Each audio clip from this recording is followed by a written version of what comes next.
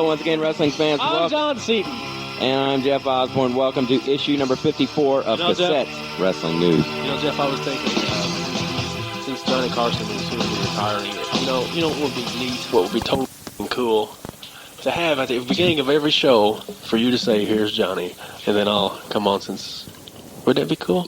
Yeah, whatever, John. Would you like to try that? Let's hear it. Come on, do your Vince McMahon. Oh, not Vince McMahon, but Ed McMahon impersonation. Come on, let's hear it. Here's Johnny. All right, now come on. Oh. Okay, John, I want to talk about a thing that's really got people... Because Cactus Jack and Eddie Gilbert are two of the hottest young wrestlers going, and this great feud is one of the great ones going. It reminds me of the legendary John Seaton versus Jersey Devil matches. Oh, give me a break. Except not as good. Yeah, right. These men will be facing each other in, I believe, a cage match, a Texas death match, and an explosive match in August in Winter Joe Goodhart's car. But to top it off, this scaffold match, and I wouldn't be too surprised if I saw Cactus Jack drop 20 feet down to the floor, John. I wouldn't either. Cactus Jack is a wild man. He's crazy. He's just insane. John, after this match, my sources tell me they're going to have a loser gets his head cut off match, and they're saying Eddie will win this one. You know, it's speaking of Eddie Gilbert has left the Memphis promotion here, and good move. You know, I don't know what to say about this. I know what to say about this, Jeff. Eddie Gilbert has been like a lighthouse in the middle of the ocean for the USWA. He's been the strength, the pillar of strength for the USWA. He's carried it on his back. And what do they do to him? Sean, watch your language. Anyway, Eddie Gilbert, good move going to WCW. Maybe he can get into the Booker position and we'll see some entertainment instead of the shit dust he's feeding us. John, please. You know, it was a good thing that he left here. I mean, sometimes bleeding up to 6-7 nights a week, it just was not healthy. And, you know, I was afraid that if Eddie kept around here, he would become the new spokesperson for Gillette. But, well, he was hanging around Tommy Rich too much a couple of years ago. I don't know. Anyway, we wish both of these men the best of luck, and I wish somebody would pick up Cactus Jack, possibly the NWA, and use him for the athlete that he is instead of some stupid comedy gimmick. And I hope that... I hear rumors that if they do get him, they'd make him the fourth member of the Desperados. Oh, my God. Anyway, also, Eddie Gilbert, I hope that WCW is smart enough to pick up the services of Hot Stuff Eddie Gilbert. You know, about 6 or 8 months ago, Eddie talked to CWN and said that he was being considered by Dusty Rhodes as becoming the assistant booker. So maybe that position. Didn't I just say that? Yeah. Why do you got to fill these people's heads with stuff like that when I've already told them information? Are you trying to cock me? John, I'm not trying to do anything to you. All right. Well, shut up. All right. I understand Lex Luger got some heat, or not necessarily Lex Luger, but the show that was aired the weekend of June 29th on WGN, Lex Luger was heard calling two moves, one being a power slam and one being a backdrop. And I heard the backdrop as plain as day, John. WCW cannot make these simple, stupid, idiotic editing mistakes. This makes wrestling look like something it shouldn't be. And I got to give a thumbs down to WCW for this. Jeff, Lex Luger, he did call the moves, but you can't blame Lex Luger for that. He didn't know the damn camera was up on him. You know. Yeah, whatever. What's next on this list here? Okay, this the Herd or Dusty. Who is coming up with these stupid gimmicks? They introduced these 53 million new gimmicks. Mr. Pizza Man, Mr. Pizza Man. I don't know. I got to point my finger at Herd. You know, you got the Yellow Dog, you've got Mr. Hughes, you've got Stunning Steve Austin, the Diamond Stud, Johnny B. Bad, PN News. Did I say that? Who knows? Who would introduce this many gimmicks at one time? I don't know. You tell me. It seems the only thing that's good is going to be Steve Austin. He's getting the push. Well, that's not totally true, Jeff. Believe it or not, I kind of enjoy PN News. Sure, he's fat. Sure, he's big and black. Oh, God. But he's got some good moves. He reminds me of a black Bam Bam Bigelow. He's agile. He can't sing worth shit, but he's agile. He can wrestle. I kind of get a kick out of the man. I do. You should be kicked for saying that. Anyway, they're going to do this feud with by who? the Diamond Stud and Tom Zink, Hall. in which Tom Zink will be doing jobs all over the place. And why not use just Scott Hall, John? He's been there before. I have no idea. I think the fans would know. They'd accept Scott Hall versus the Diamond Stud. This is just another asinine gimmick come up by Jim Herd. I've said it before and I'll say it again. John, no, you won't. Yeah, okay. Now, there's some talk of some WWF guys jumping to WCW, in which Dusty Rhodes says he's made quite a few friends there, and some people are going to jump. I've not heard many names. A couple months back we heard names like DiBiase, Jake the Snake Roberts, Power and Glory. But DiBiase, Reverend Mark tells me a friend Jeff. of a friend of a friend said DiBiase will stay because he likes the way McMahon treats him. Jeff, I'm looking at this list here and I can't help but notice you misspelled DiBiase. It is not spelled D-I-B-A-I-S-E. Is that the way you spell it? That would be DiBiase. John, I'm sorry. DiBiase. I don't... DiBiase. No, Jeff. The correct spellage would be D-I-B-I-A-S-E. Not debate. I don't know. You're an idiot. You're an idiot. Who cares, John? It seems the only way that WCW is going to survive if all the smart fans pool their money together right now. That's all I can say. I should learn how to spell. Yeah. It seems that WWF is being terrorized by the tabloids again. First, the alleged homosexuality of the Ultimate Warrior, and now Hogan. These pictures surface of Hulk Hogan. Yes, Hulk Hogan. Porno picture. Hulk Hogan. John, they weren't Hulk children, Hogan, and you know it. They were old. Hulk they Hogan. Were not. Hulk Hogan. He's good friends with Chris Champion. They're both Biles. They both love girls. I'm telling you, but they're not, at least not Ultimate Warrior. Ultimate Warrior is a boy who will get his jollies on as long as it's male. Do you mind, John? These are the. No, I don't mind. As a matter of fact, these are the opinions of. I can speak my mind. These are the opinions of John Seaton, not Cassette Wrestling News or myself. Anyway, they could. First, Hulk Hogan takes steroids, and it's been proven. Do you have the proof? Zahorian. Dr. Zahorian, he admitted it. He prescribed steroids to Hulk Hogan and several other wrestlers. The other wrestlers I won't mention because I respect them. I don't respect Hulk Hogan, however. Why do you not? This man is a hypocrite. John. This man gets on TV and says, eat your prayers, take your vitamins, and all this shit. It's a lie. I want to talk. It's always been a lie. John, I want to talk about something. You put yourself in Hulk Hogan's place, the man. Yeah, I'd be having the girls sit on my lap and John, make it too. No, but they wouldn't be that young. You say you don't respect Hulk Hogan. You 14 and above. That's what I would go for. 14 and above. I'm going to give this to your wife. She knows. She's a swinger just like me. Yeah, right. I want to talk about something. No one respects Hulk Hogan. Think about what Hulk Hogan has had to go through. He's bald. You know why he's bald? Steroids. John, there's no direct proof. You say that people say that he goes into tanning beds and he lays out. No, his skin looks radioactive because he takes steroids. John, I'm trying to make a point here. Hulk Hogan has been put through the ringer. Maybe he's not that great of a technical wrestler, but look at all the pressure that he's had on him. Traveling to all these children's hospitals, doing these benefit things for young children. You got to respect. You know why he's doing these benefit things for these young children? He's attracted to them. John. He should wait till they sprout a little bit before he goes and gets his off of them, Jeff. It's sickening. You're going to get a lawsuit yet, and I'm dead serious. Hulk Hogan and Ultimate Warrior both lost my respect. There was a homo. John, let's move on. We talked about the first wrestler to make it into the Professional Wrestling Hall of Fame, and now Billy Graham will be inducted into Joe Goodhart's Wrestling Hall of Fame. Who would you nominate? Only one selection. Who would you nominate the Wrestling Hall of Fame other than yourself? Well, you're taking away the most likely candidate, but I would seriously consider nominating Buddy Rogers.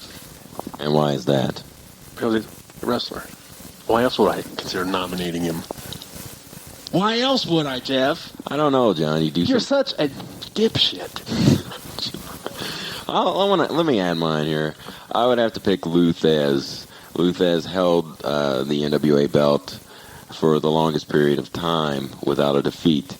Yeah, Ric Flair has held it for going on 11 years now, but as far as a title reign, Lou Thez had the longest reign. Am I correct on that, John?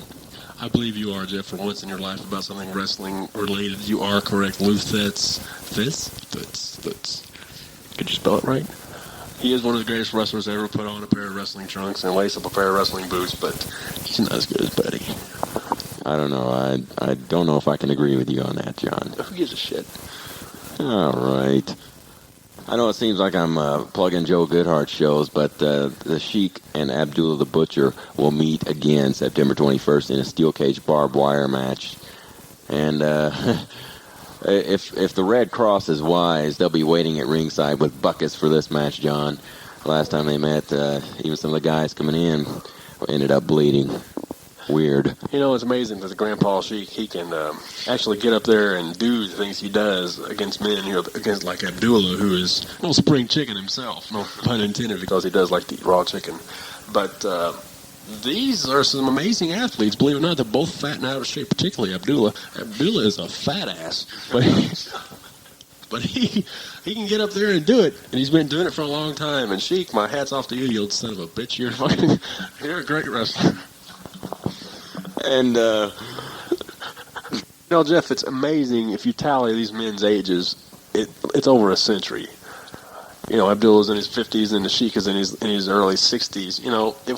If either of these guys fall down the ring, they might just need a Craftmatic adjustable ring to get back up. I'll have to agree with that, John. I'm going to tell you once, John, please tone down the vulgarities and the profanity. Have you gotten complaints? Yes, I've gotten complaints. The last issue were scored record complaints. Do you think I give a shit? I have my fans. My fans know what I say is the gospel. What I say is, when it's wrestling related, it's pure genius. It ought to be written down and saved. Yeah. What I say should be written down, and hundreds of years from now, people should read it like they read Nostradamus' prophecies now. John, recently, you remember Brian Trammell's ex-tag partner, Jack Diamond, completed a tour of the USWA in which he complained he was starving, literally, and the man lost 16 pounds in 2 weeks, which, I don't know what to say about the group anymore if they're going to pay these guys this little for traveling and hotel and everything. 16 pounds in 2 weeks, John. Jeez. Or if you're implying that I need to go on the Jarrett diet, you're just full of shit because, I have the perfect weight. Anyway, it's true. I have to agree with you there, Jeff, that it's really pathetic that athletes of this caliber have to... they probably beg for nickels on the street because Jarrett isn't paying them. These men are traveling back and forth throughout Indiana, Kentucky, and Tennessee, and it's just... there's no way they can continue doing this. Jack Diamond loses 16 pounds. What about the other wrestlers? Huh? Did you mention them? No, you didn't. No, not necessarily Jack Diamond, but probably all the wrestlers. You remember that Eddie Gilbert was booking this area for free at its prime last year, for free. I don't know. What do you say? I don't know. I'd say the USWA has just gone downhill. I can remember the glory days, the heyday of Jimmy Hart and the First Family when they used to pack the damn arenas. Evansville Coliseum used to be packed to the rafters, not just 52 people or something that they usually get nowadays. This place was packed, and the cheers were deafening. The heat was deafening. I used to look forward to going and wrestling on Wednesday nights, but now I'd rather stay home with John, come on. I don't know. I do. Well, let me please interrupt you here, John.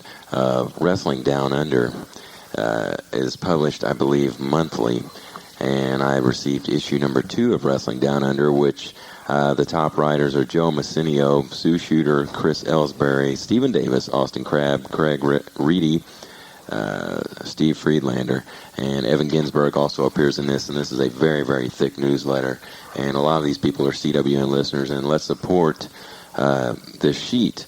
Now, he's basically giving this thing away. Single issue is just $2. If you feel like sending him maybe 3 just to cover the postage and everything, do that because we really need to support this. And you got something to say, John? Yes, as it is well known, Joe Messinio is a big fan of myself, and he couldn't have picked a better person to worship. I read this Wrestling Down Under, and it really is very informative. Has lots of good pictures in it. The issue I have in my hands is issue number 2, and has some interesting facts about Roddy Piper you might want to read, and something written about me in here. And Joe, did I give you permission to do that? Did I? I'm just kidding. This is a pretty good bulletin. I gotta even say that it's better than a lot of things I've seen come out of Australia. And It's actually better than our show. Yeah, when you're on the show, John. Anyway, it seems like you're getting contagious in here as Messinio is using your damn it scoreboard. Yeah, I'm contagious like VD. Oh, God. Anyway, if you want a sample copy of Wrestling Down Under, send $2 or $2.50. To John Seaton. No, to Wrestling Down Under, Post Office Box 563, Apple Cross, WA 6153, and that's in Australia. Good bulletin. John, we've got probably the news item of the week here. And you heard it here first on Cassette Wrestling News. I just received a call just about 5 minutes ago, right before I gave that plug out, and it seems tonight, which is July the 1st, something big is going to go down. Ric Flair is leaving WCW. Dusty Rhodes wants him out. He wants him fired. To me, this is garbage. This is shit. But the report that I just got, and it comes from a very, very high source. Trust me, fans, a very, very high source. Even I will admit that. Flair is scheduled to drop the strap tonight in Macon, Georgia, July the 1st to Lex Luger, and it seems Dusty is wanting a title versus career match at the Bash, and Flair probably will not show. He may drop it tonight, you never know, but the bottom line is I guess Dusty's jealous of Flair. He's a big, fat, bleach blonde looking shit. John. I don't know what to say about terms. this. What's going to happen with the NWA without Ric Flair? They're going to bite my dick. They're going to go down. They're not going to last. Ric Flair is the NWA. I won't call it WCW, Jeff. I won't call it that. It's the NWA, the National Wrestling Alliance. You should stand for Wrestling Excellence, but now what does it stand for? Shit. John. I can't believe it. I'm shocked. I'm really shocked, too. I gotta... Jeff, after the show was over, I was planning on going to the bathroom. Oh, God. But now I'm just so shook up, I may have to wait till I get home and have my wife do it. Folks, I don't know how to take this news. I was shocked. I don't know what to say. Let's get off the subject. We spoke about Australia a while ago. Here is one of the writers for that bulletin. He is none other than Joe Messinio, and the IWA is taking a tour down there, and here he is with an arena report. Take it away, Joe. Jeff, this is Joe on the road, reporting on the IWA card on the 29th of June at the Australia's Wonderland. It's a theme park, more like in the sense of Disneyland. And we had a 6-match card, and the card reads this way. Derek Dukes took on Thunderfoot number 1, who's Dave Isley, to a time limit draw, which was supposed to be 10-minute time limit, which actually went 7, and ended up being not a bad match, gets 2 stars. The next match saw Kamala, the Ugandan giant, whatever you want to call him, with Friday, take on the Master Blaster, with Kamala getting the pin after about 4 minutes. 1.5 star match, mainly because Kamala was completely hopeless, but Master Blaster Al Green looked good. Wrestled and took a couple of real good bumps in it. The third match was Preston Steele defending his IWA Intercontinental Championship against Chief Jules Strongbow. You might remember Jules. He was Chief J Bignoses, Chief J Strongbow's tag team partner at one point. They held the world tag belts in the WWF. And that was a 1.5-star match. Could have been better, mainly because Preston Steele's a little bit inexperienced, but is getting better. Jill Strongbow drew a lot of heat and was not too bad.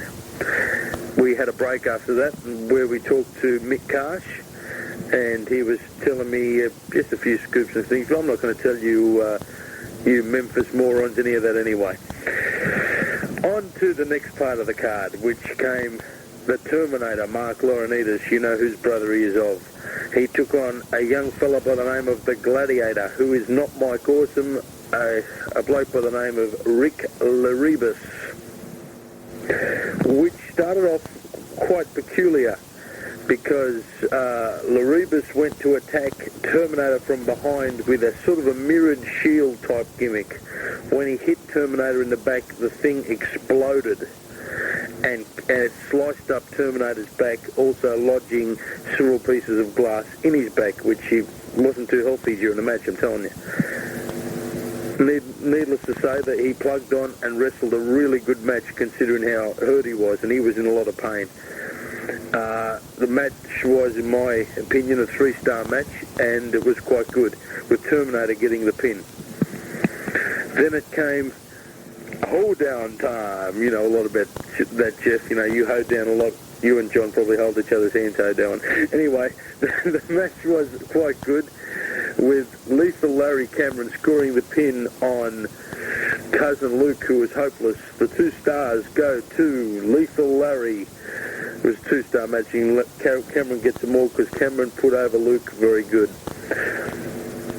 The last match, Mr. Wonderful, Paul Orndorff, got the pin on my friend, Gene Ligon, Thunderfoot 2, in a 2-star match. Ligon could have worked the crowd better, but even though it wasn't such a bad match could have ended with a pile driver, but didn't. Otherwise, not too foul indeed. With Orndorff winning, the crowd went bananas, then we all went home, got drunk on the way. One more talking such baloney, I think I should get off. Bye. Thank you very much, Joe Massinio from Australia. Joe will be heard on the other side. He has a special interview with Vince McMahon, or his secretary. Anyway, we want to go to a very, very touchy subject right here, John. I like touchy subjects. John, we're not talking about yourself. Anyway, we're going to go to the host of the Pro Wrestling Spotlight, John Arezzi. He has been covering the George Saharian trial, and he has some pieces to play from that right now. This is a very, very big breakthrough. Here is John. One of the most damaging trials involving professional wrestling has come to an end. George Saharian, former Pennsylvania State Athletic Commission doctor in attendance at ringside, was convicted Thursday, June 27th, on 12 counts of illegally distributing steroids and other drugs to both pro wrestlers and bodybuilders. The jury took just 3 hours to render their verdict in a case which made public revelations that various wrestlers, like WWF champion Hulk Hogan and Roddy Piper, as well as others in the wrestling business, including Vince McMahon, head of World Wrestling Federation, obtained steroids from Saharian. Hogan was excused from the trial, which angered former WWF title holder superstar Billy Graham. Well, first of all, my opinion of Hulk Hogan is that he's one of the greatest athletes the world has ever seen, and one of the greatest men the world has ever seen, and one of my best friends. But my own personal opinion is that I believe if, in fact, Hulk Hogan has taken steroids and it's been proven, he owes the world an apology, especially the little kids who idolize him and adore him. He should be man enough to say, I made a mistake. Graham testified on how he's become chronically ill due to steroid abuse. Saharian now faces sentencing in 2 months, which could bring him 42 years in jail and fines exceeding $3 million. He said he will appeal the decision. Reporting for Cassette Wrestling News, this is John Arezzi. Thank you very much, John Arezzi. I really appreciate that. Some very serious things going on there. Billy Graham putting the nail in the final, or the final nail in the coffin, rather, to... he had a lot to do with that final verdict, John. Well, Superstar Billy Graham is he's a bitter man. He's a bald man. Here's a man who dedicated his entire adult life to pro wrestling. And to get ahead, he took steroids. Billy Graham will be the first man to tell you, hey, you little punk, I made a mistake. Now I'm paying for it. I gotta admire Billy Graham. I think Hulk Hogan does owe the world an apology. You can't get that big by saying your prayers and eating your vitamins. Unless you're taking some special kind of vitamins, and when which... what are you implying? I'm not implying nothing. Steroid usage. Anyway, I thank you very much again, John Arezzi, for that report. And we'll be hearing later on the other side from John Arezzi. He's going to have a couple of special offers. Jeez. For the listeners of Cassette Wrestling News exclusively. John, I understand before you have to go, you have an impression, which we haven't done in a long time.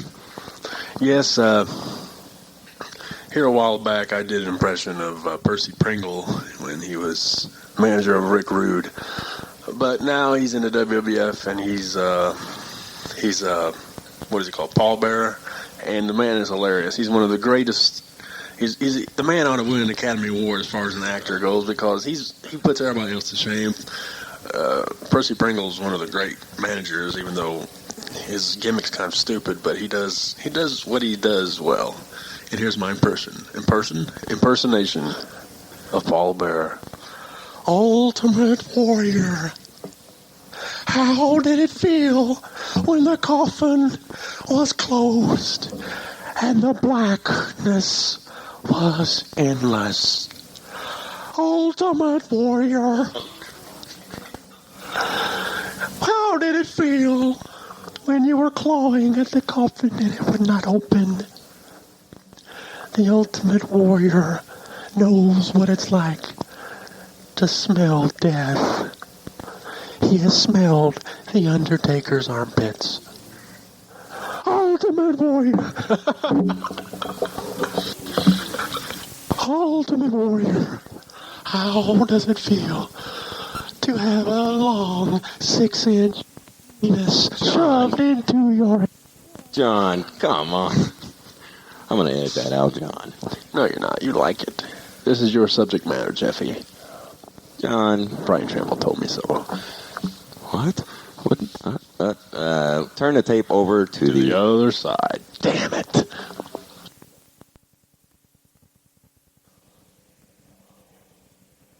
Back here on the second side of CWN, I understand you have to leave once again, John. Yes, my wife. And John. Hey, I'm married. Count for one. Anyway, I have more important things to do than enlighten you airheads out there to call yourselves Cassette Wrestling News listeners and entertain you half-witted, classed imbecile. So I must bid adieu and just say, no, I gotta go. I know that you're probably, now that you know I'm leaving, you're gonna just turn the damn tape off and not listen to the rest of it, but do me a favor. Hear what Jeff has to say, because sometimes, every now and then, just every now and then, old Jeffy Boys has something to say. That's because I tell him what to say and he says it. All right? What? Yeah, just shut up. Until next time, this is John Seaton saying, yes, I am great. The deranged words of Mr. John Seaton there. Right now I want to go back to John Arezzi, and he has some special offers for the listeners of Cassette Wrestling News. Wrestling fans and listeners of Cassette Wrestling News, I'd like to offer a couple of special deals for you out there. The Pro Wrestling Spotlight radio show, and yours truly, is made available beginning June of 1991. And the 15th of each month, we'll have a tape called the Pro Wrestling Spotlight Monthly. And each tape will consist of highlights of the previous month's Pro Wrestling Spotlight radio show. We are making a special offer for the first two issues, the June and July issue, for the listeners of Cassette Wrestling News. The tapes will cost a total of $10 for both 90-minute cassettes. On the June debut show of Pro Wrestling Spotlight Monthly, we have highlights from Cactus Jack and Terry Funk, Fabulous Moolah, Paulie Dangerously, many others. This is a classic tape with one of the funniest bits you ever want to hear, with Cactus Jack and Paulie Dangerously talking to me after Cactus elbowed me at an independent show. On the on the July edition, we also have the complete coverage of the George Zaharian trial with interviews with superstar Billy Graham, the defense attorney for Zaharian. Zaharian himself speaks on the tape, as well as all the latest developments in that trial and the repercussions of it. So both tapes can be had. Hello? Sorry. Okay, so both tapes can be had for a total of $10. Make a check or money order payable to Pro Wrestling Spotlight Productions. That address is 136 North Carl Avenue, Carll Avenue, suite number 125, Babylon, New York, and the zip code is 11702. And also, the Pro Wrestling Spotlight Daily Update is a 900 number, which each and every day changes its message. It features all the updates and all the late-breaking stories of professional wrestling. We have interviews each week with top wrestlers, also highlights from the Pro Wrestling Spotlight radio show, so you could call in each week and hear highlights of the previous week's program, as well as classic interviews, nostalgic interviews that I've conducted with various professional wrestlers dating back to 1975. It costs $2 the first minute, $1 each additional. So you have 4 different options when you call into the number. It's $2 the first minute, $1 each additional, and the number is 900-246-SLAM, 900-246-SLAM. And each 25th caller calling into the number will receive a prize ranging from autographed wrestling photos, videos, also autographed sets of the Legend Wrestling trading cards. So each 25th caller does win a prize calling into the hotline. I appreciate it, Jeff and John, allowing me to plug my various endeavors on Cassette Wrestling News. Continued success with everything you guys do. Thank you very much, Mr. John Arezzi, host of the Pro Wrestling Spotlight. I highly encourage everyone to take him up on this, especially the cassette deal. 2 90-minute cassettes for $10. Hey, that's cheaper than the best of cassette wrestling news. And I want to go in depth here about something John was talking about. That is the night that Cactus Jack, well, let's just put it this way. John suffered the consequences, as Cactus Jack puts it. He was on the receiving end of a cactus elbow off the apron, and John told me he had trouble moving for the next few days, and he's probably still feeling it. But at some previous shows, this was a couple months earlier, Cactus Jack took John's chair away from him as John was calling some play-by-play, used the chair on, I believe, Sunny Beach, and the next time Sunny Beach and Cactus met, well, John Arezzi was used as a foreign object as John, or rather Cactus took John Arezzi's hand, who was holding the microphone, and shoved it in Sunny Beach's face, and, well, John was used as a foreign object. But I highly recommend those 2 tapes. All right, let's get more. I've just received some more words on it. Flair did quit WCW last night. Heard made it sound like they couldn't come to agreements with a contract extension. They were offering Flair $350,000 a year for 2 years, and he was not supposed to meet Lex Luger. He was supposed to meet Barry Windham, but now it seems the Bash will feature a Luger versus Windham title match, in which I believe Windham is going to win. It's pretty sketchy right now, but this is garbage to me. I mean, as much... Ric Flair may not be that hot of a person to a lot of people, but you got to admit he's one of the best workers in the business. People may not like him for his attitude, and I think Dusty Rhodes is just plain-ass jealous of Ric Flair, and it's come down to this. Dusty has forced Flair out of WCW, and the title has been vacated, and this is the final blow to WCW. I can't believe this. I don't know if I said this a while ago, but I was watching Teddy Long and Johnny B. Bad and the PN News angle. My dad came in the room and said, "When did Teddy Long go to the WWF?" This gives you the direction they're headed in, and it's going to make me puke. I'm sorry if I'm offending anyone with my opinions, but That's how I feel, and I wanted to openly express that. But let's look on the brighter side here. I guess if you want to say that, Big Van Vader has signed a contract with WCW for 80 dates throughout the next year. Also, Global Wrestling Federation, headed by Joe Pedicino, held its very first television taping, and a new television champion was crowned as the Patriot defeated Buddy Landell, I believe, in the final round. So Joe Pedicino is starting to get off the ground, but it's a matter of time. But I hope he does succeed. And as most people remember, he promised a lot of people a lot of things and did not deliver. He's going to have to stand up and face the music, so to speak, if you will. And we'll see what happens with Pedicino. But right now I want to tell everyone how to subscribe to CWM. Cassette Wrestling News is available by a 6-issue subscription for just $16, and you can send that to Jeff Osborne, care of Cassette Wrestling News, 3420 New Harmony Road, Evansville, Indiana, 47720. Or if you have any questions, call me at 812-425-5460. And most of the time, the people who call me find out a lot of this stuff, a lot of the information before anyone else does. And I am starting to get some NWA information very quickly. I'd also like to encourage some more listener participation. It seems Vince DePalma is taking some time off, and the Jersey Devil, I don't know what the hell happened to him, but it seems he's taking some time off too, so we need some more correspondence out there. And when sending in a tape, please make it 3 minutes or less and speak loudly and clearly. And we want to hear from everybody out there, so just come on and send your gripes or words of encouragement in, and we'll be glad to play it on Cassette Wrestling News. I don't mean to keep harping on WCW, but Dusty Rhodes, in my opinion, has to go. I don't know if it's him or her that's coming up with these stupid ideas, but this getting rid of Flair, I know that for a fact that is Dusty Rhodes. I came out, I'll admit it, I am wrong. I came out, openly supported Dusty Rhodes.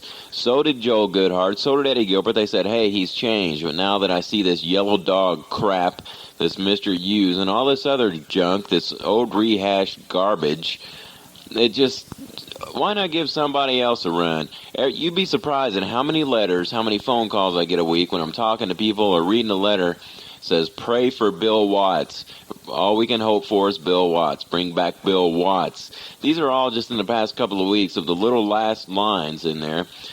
And, I don't think Bill Watts wants anything to do with professional wrestling, but he's, as we heard on an interview with Bobby Jaggers that Brian Trammell did about 10 issues back on CWN, Bill Watts was a screamer and a yeller, and he wanted you to get the job done, and you did it, or he'd be back there yelling at you.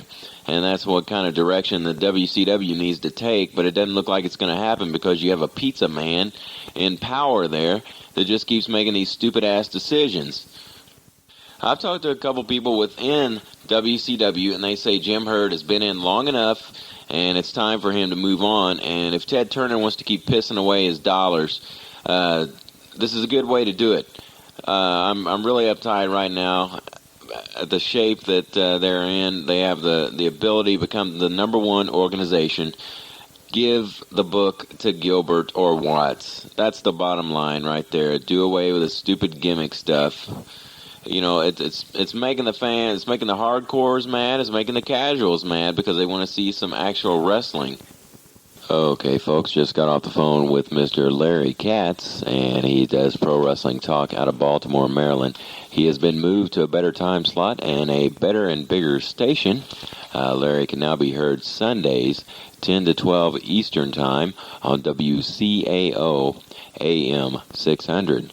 And Larry has had some super guests on his show, namely Ricky Steamboat and Missy Hyatt, Bruno Sammartino, and anyone interested in obtaining Larry Katz's tapes can get in touch with him at Post Office Box 32060, Baltimore, Maryland, and zip code 21208. That's Larry Katz, and he does have pretty large selection of audio tapes of people who's appeared on the show before. And it seems I have talked to some more people about the Ric Flair incident, and it seems Flair is officially headed to Titan. Although Sid Vicious has been promised the main event for the next WrestleMania, it may possibly be changed around with Ric Flair. Hogan versus Vicious, two faces facing off against each other. In my opinion, this WrestleMania will not work. It's got to be Hogan and Flair. If not, I understand Flair has been promised the Intercontinental title with Hennig, and if he did head up a series with Hennig, it would be great. But I don't see Flair entering as a face. And if he does go to the WWF, I hope they acknowledge his past, and this will be a dream come true for all the hardcore fans. And I hope to see the Flair versus Hogan match. It's got to happen. And without Flair and WCW, this is it. This is one of the final nails in the coffin. I'm really going off on this tape, and I shouldn't be, but it's garbage.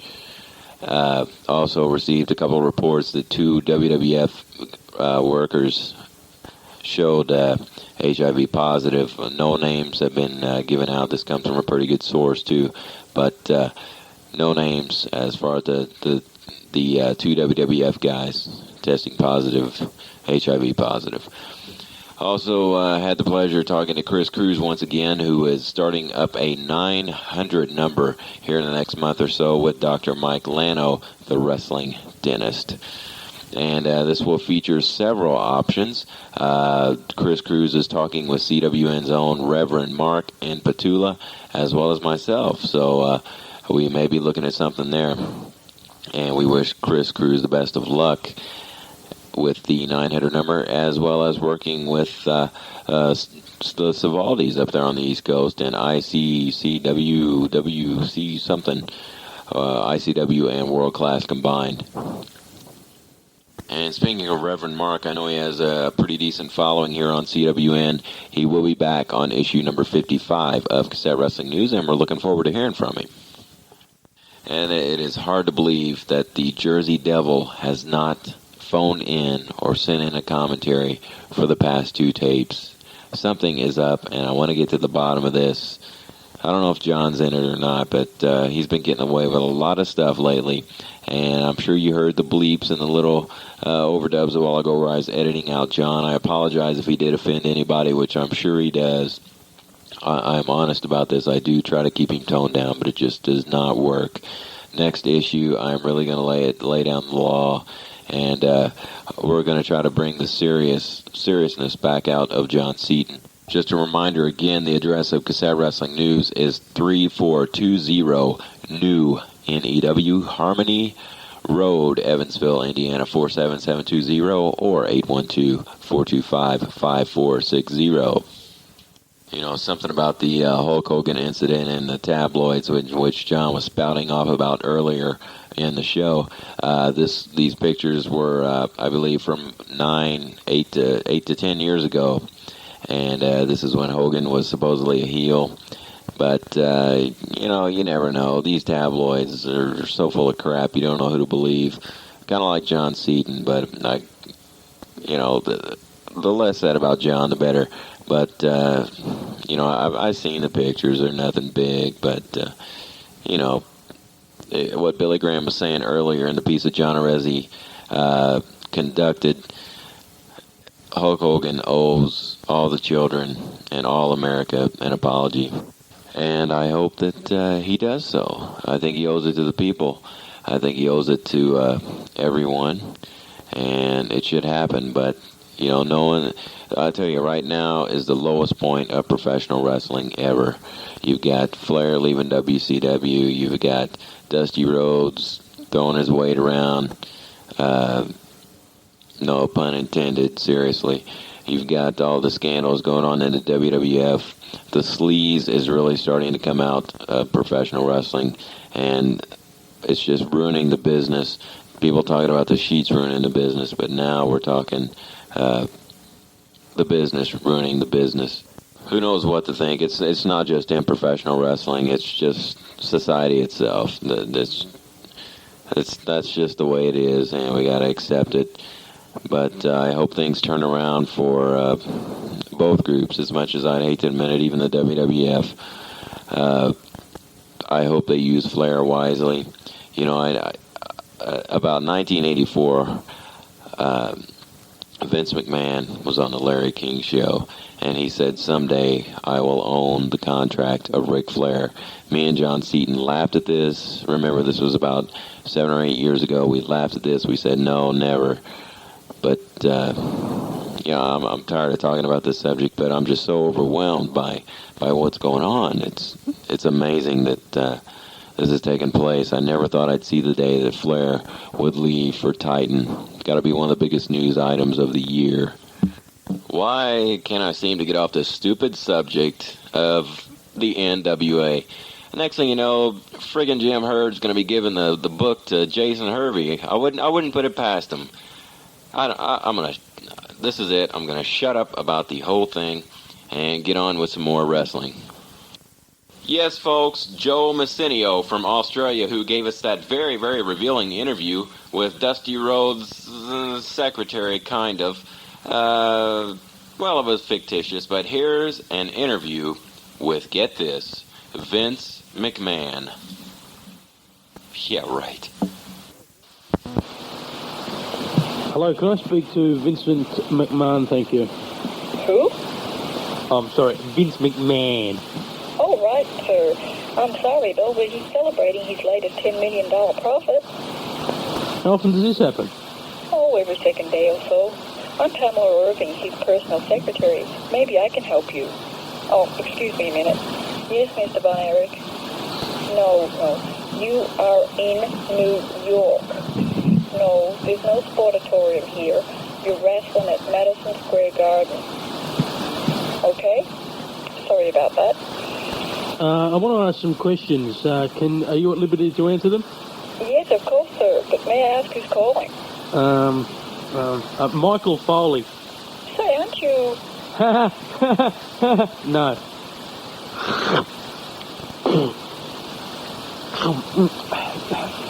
Actually, your voice sounds familiar. Didn't you work for World Championship Wrestling? Yes, sir. As a matter of fact, I did. I was Dusty Rhodes' secretary. Well, what happened? Well, somebody violated the kayfabe rules there, and I got the blame and got bionic elbowed right out of the place. Mr. McMahon is always after ex-NWA employees, so it was really easy to get this job. But the first day was a little hard, though. They all tried to pump me for information. But I resisted. But Vince has offers you just can't refuse. They brought in Kurt Hennig, stark naked. Believe me, he was absolutely perfect. And I just let it all out. And the information, too. Oh, excuse me, sir. Mr. Bravo has just come in. You want to see Patty? Oh, Mr. Patterson. I'll see if he's available. Mr. Patterson, Mr. Bravo to see you. Yes, okay.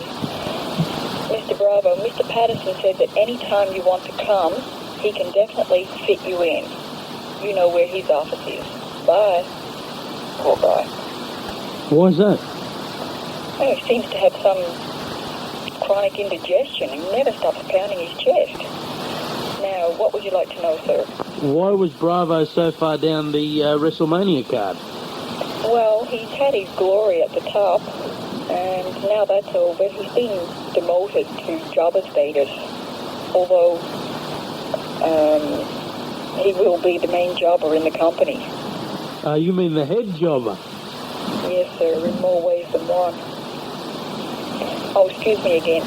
Pardon? Excuse me? No, Mr. Von Erich, you are in New York. Pardon? Oh, you want to join the party? Well, Mr. McMahon said you can as long as you don't drink alcohol, as you become totally incoherent. What does that mean? Oh, never mind. Just go anyways. No one will know the difference. Just 1 minute, Mr. Foley. The other line is ringing. Hello? No, sir, this is not P.T. Barnum and Bailey. This is the WWF. No, in spite of what you've been told, they are not the same company. Sorry, Mr. Foley, where were we? Who is Vince intending to bring into Titan? You mean to the World Wrestling Federation? No, the World Wildlife Fund. Don't be a smartass. No, I'll be Kerry Von Erich. Okay, same thing. Okay, the only new guy is Sid Vicious. What for? He can't wrestle. But, sir, that isn't a requirement here. I'm sorry, sir, but I'm going to have to go now. But I will give you a listen to what's going on at the party. I'll have to be very careful, though. Okay, we're walking down the corridor now, and I'm opening the door.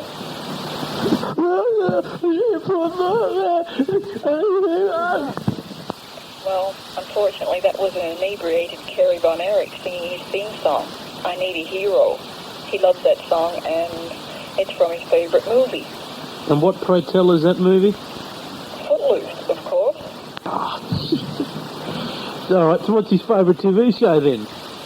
Mr. Ed, of course.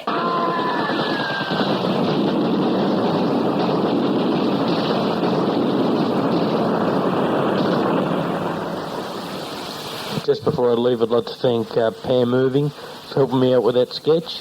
And I'd like to just say, we'll be seeing you in the next issue of Cassette Wrestling News, baby.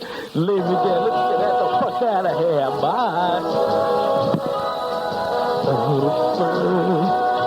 Devil, you suck, baby. You suck, devil.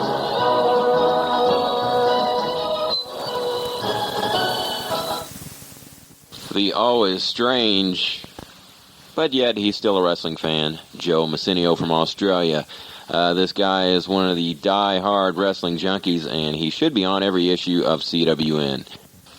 Just returning from the Evansville Coliseum, it is Wednesday, July the 3rd, and I want to run down the card real quickly here. Opening match saw Dirty Doug Gilbert go to a time limit draw with Samu in a pretty good match. Doug is still doing the Rick Steiner gimmick. But how about those Dougie lines, huh? Pretty good match. I want to briefly stop right here. I received some information from a source within the Wrestling Coliseum, a worker there, saying that the Jarretts must pull in $2,500 for the next 4 weeks to maintain the contract there. The contract is in jeopardy, so to speak. They want to get WCW in there, and it looks like it may be working. Don't know how it's going to work out. You know, if it's gone, which I think it's best for the group for them to not book a show in Evansville, Indiana, because they don't really lose money, but they don't really make anything.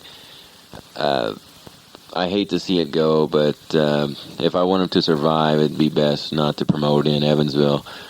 But I don't know, mixed feelings. Let's get back on with the results. Next match saw kickboxer Rob Zakowski taking on Tex Salinger. Tex taking some super shots in this match. He ended up with a bloody nose and a busted lip. From what I could see, Tex took some quite a few kicks right into the face and had the crowd on their feet. And Zakowski dazzled the fans with his semi-Japan-style moves and maneuvers. And this was a pretty good match. It was a Viet Cong combat match, which made no damn sense at all. 3-minute rounds, which actually lasted 5 or 6 minutes at some times, with a 30-second rest period in between. And Zakowski scored the pinfall on Tex with this wild-looking maneuver, similar to some of the Juicer did in the NWA. He scored the pinfall with a spectacular backflip off the top rope. Next match saw Judge Dredd take on Robert Fuller in a match. Samu came in through powder in Fuller's eyes. The referee reversed the decision, and a big brawl ensued, and he disqualified both men and declared the match a no contest. Explain that, I can't. Next match. Crowd was up to about 375, which is about double, I guess. But how long can they keep this up? I don't know what they were here to see. Possibly this next match with the two ladies in it. Tony, Anthony, and Kim, the Dirty White Girl, taking on Miss Texas, Sweet Georgia Brown. and Tom Pritchard. This is a match that should be on any damn pay-per-view, and I don't see why the hell the NWA would never hire these guys. These two men have just the ultimate matches. I gave this match 3 3/4 stars if I would have been rating them, even though I shouldn't be. But this match was a typical match. This is wrestling. This is not a damn circus. When you see Tony Anthony and a guy like Tom Pritchard, both of these men, probably in the top 10 wrestlers in the country, but nobody gives them the damn credit they deserve. Man, it just makes you sick that the WWF is pushing some of these guys. NWA is just starting to emulate the WWF in the very same way, and yet two great athletes go relatively unheard of. But anyway, this match, like I said, super match, best match on the card. Pritchard was going to come off the top rope and hit Kim. Kim moves out of the way. Pritchard nails Miss Texas, and Kim, the Dirty White Girl, scores the pinfall. How about that? The crowd, oh man, did the crowd pop. There was great heat tonight. Main event saw Jerry Lawler beat the hell out of Eric Embry. Embry taking some great chair shots. He even dented a chair with his head. And the end result, of course, saw who knows? I can't even remember because I was so excited. The fans were on their feet for this. A big brawl ensued. Samu comes out. Lawler beats the hell out of him. Judge Dredd comes out. Lawler beats the hell out of him. Then out of the blue came Leatherface. Lawler beats the hell out of him and nails him with the damn chainsaw. And he takes a bump over the top rope. Beyond belief. Great night of action. And we're all out of time here on Cassette Wrestling News. I want to thank everyone for listening, and especially John Arezzi for that report. And we hope to be hearing from everyone next time. And feel free to send in a tape. For John Seaton, this is Jeff Osborne saying, keep your shoulders off the mat and keep reaching for the ropes. Jeff, I suppose you heard the news. We now no longer have Ric Flair in the Turner group. I am wearing my underpants at half-mast in remembrance of this. It just makes you want to cry.